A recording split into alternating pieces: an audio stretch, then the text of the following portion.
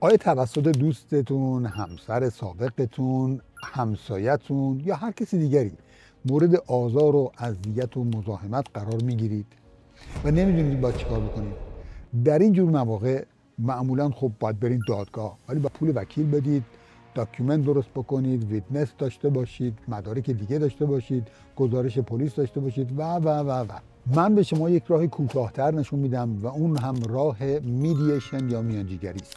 از طریق میدییشن شما میتونید بدون اینکه به دادگاه مراجعه کنید، بدون اینکه هزینه انرژی و وقت بخواید بگذارید، بتونید مشکل خودتون رو، موضوع خودتون رو، اختلاف خودتون رو با طرف مقابل حل و فصل بکنید.